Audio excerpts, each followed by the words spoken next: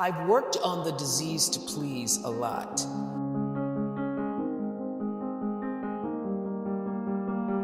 And as you've heard me say, that in 1989, I had a really big breakthrough with that, reading Gary Zukav's book on intention.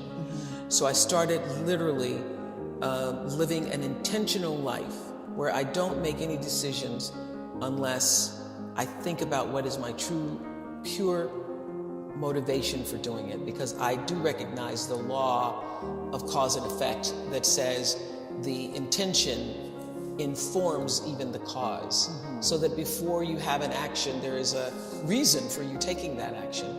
And the reason for the action is what's going to actually show up in your life on the other end. That's what's going to come back to you, that intention. So that helped me a lot with the disease to please, because I was always giving. And then I was also thrown when people would come back and ask for more. And I couldn't understand why they were asking for more. Well, people ask for more because your reason for giving it is so that they think that you're nice. That's your real intention. Well, they do think you're nice, and that is why they keep coming back. They come back because you're the nice one. You're going to say yes when even you mean no. So you're the person I'm going to call to go pick up my kids when I can't or don't want to, because you're going to say yes even if you don't want to do it. So that's why people keep coming back, when your intention is not really clear. So that took a lot of fear away from me. But at least for me, a clarity of intention helped me live a more fearless life. You cannot live a brave life without disappointing some people. I know that in my heart, but it sounds really important when you say it. Live a brave life without disappointing some people. Okay. But those people who get disappointed, it's really okay. Because the people who really care for you, the people who are rooting for your rise, will not be disappointed. The only people who are disappointed are people who have their own agenda. Yeah. And their agenda is not aligned with your agenda. And that's how I make myself brave. I say, well, the people who really care about you, who want you, who are rooting for your rise, those people who are rooting for your rise, they're going to be okay. Well, I never read any comments that are coming from negative people. If I start to read something and shut it down, I will not take that in. I have a kitchen cabinet. Okay. I've had a kitchen cabinet since the beginning of my career. Different people have been in that kitchen cabinet over the years. But there are a few people who are my resource, who I know are going to tell me the truth. Your cabinet can go through all of those comments, because feedback is great and you can get it immediate now. Your cabinet will go through and they can share with you the things, even that are negative, but that are not mean-spirited. I'd come off the glory and the victory of 25 years of the Oprah Show, and was trying to put together the pieces of building a network without the right pieces. I really was trusting other people's ideas about how to do it, and it wasn't until I had the good sense to bring in my own team of people whom I'd been working with for the past decade, that things start to actually fall into place for me. And one of the great things about, for me, doing interviews all these years on the Oprah Show and on OWN, was that I got to learn from other people's mistakes.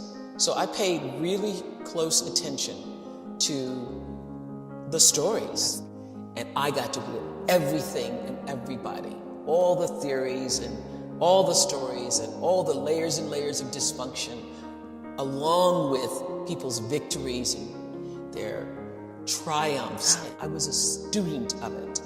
I wasn't just a talk show host. I was a student. I became a student of life, other people's lives, and how to live well by listening to those stories. So I paid real attention, and am at a point in my life where I can literally rejoice in the knowing space that I hold.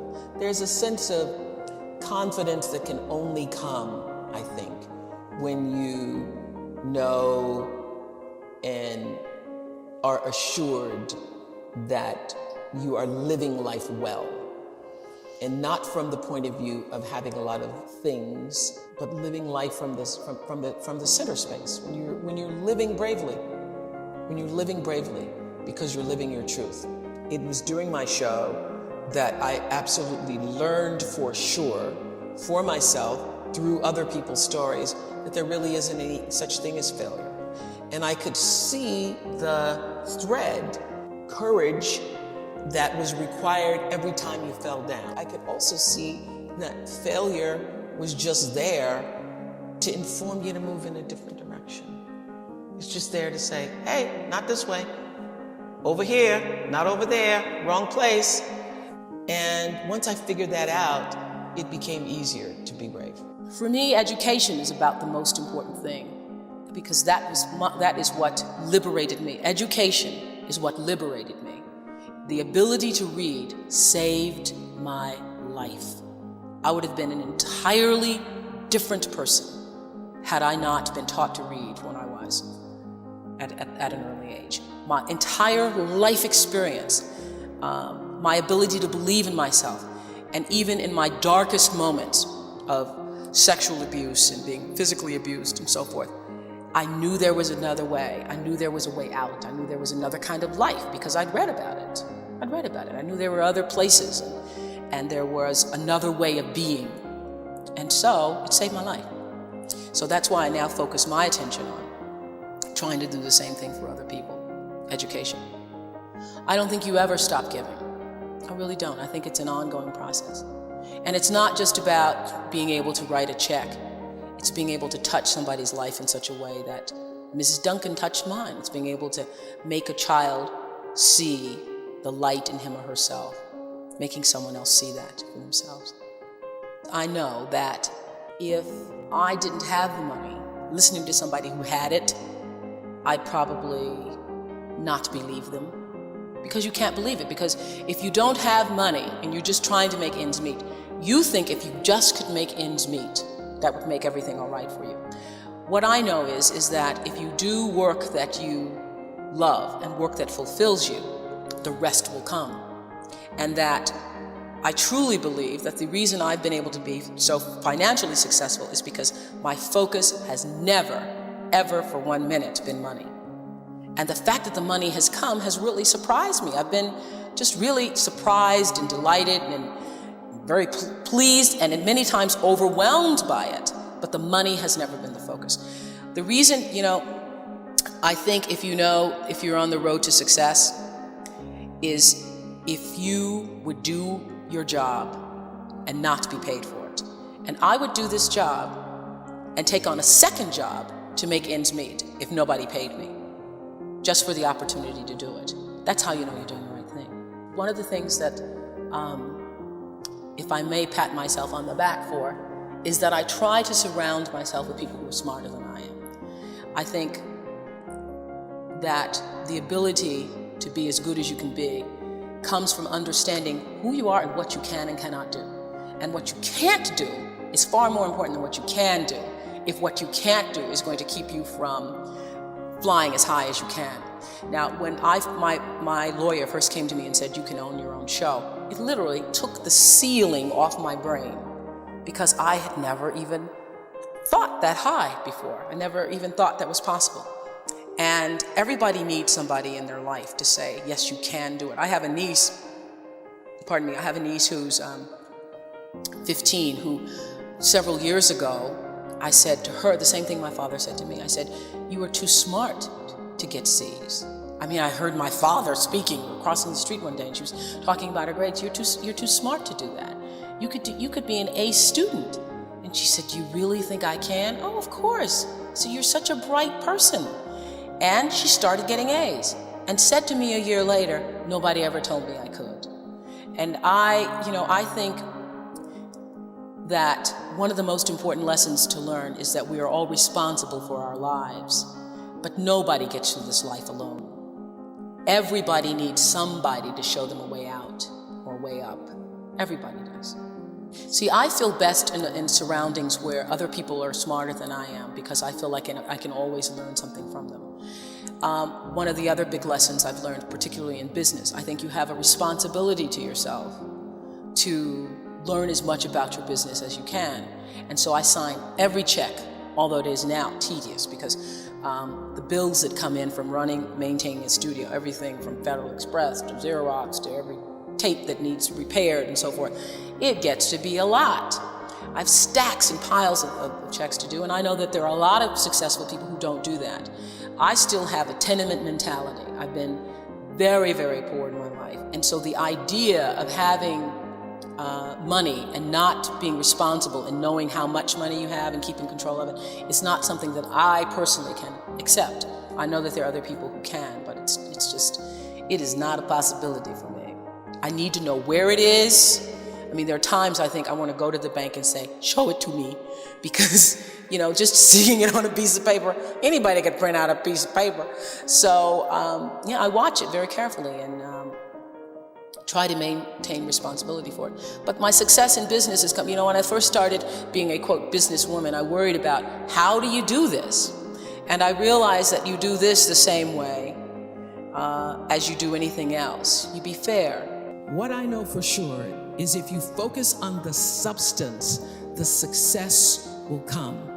And most importantly, let failure be your friend. There are going to be times, of course, where you're gonna win a lot. A lot of things are gonna go your way. And it's wonderful to bask in that adulation and to feel proud of your successes. But it's the times when things go wrong, when you fall or fail, that you're actually going to learn the most about yourself. All those years on the Oprah Show, 25 years, we were the #1 show for 25 years. And that's because I lived with the intention to serve the audience. When I was able to shift the paradigm to start to looking at, wow, what I have instead of what I don't have, what I have instead of what I thought I'd lost, I was able to begin to turn things around. But it's those moments of uncertainty. It's the moments where all of my mistakes show up on the evening news. I can tell if I've done something wrong. It's on the CNN crawl. I can read about it. But learning from the moments where things weren't going so great, being able to get still, to connect with that which I know is God, the force, the power greater than myself, and to come back and realize that in order to move forward, you move forward by taking the next right step. You don't have to know everything to do. You don't have to know all the steps to make. Just what is the next right move. And then there's this. I leave you with this. Nobody makes it alone. Nobody. I don't care what they look like. I don't care what their Insta posts say. Nobody makes it alone. And so you will get nowhere without a spiritual practice. You need a spiritual practice.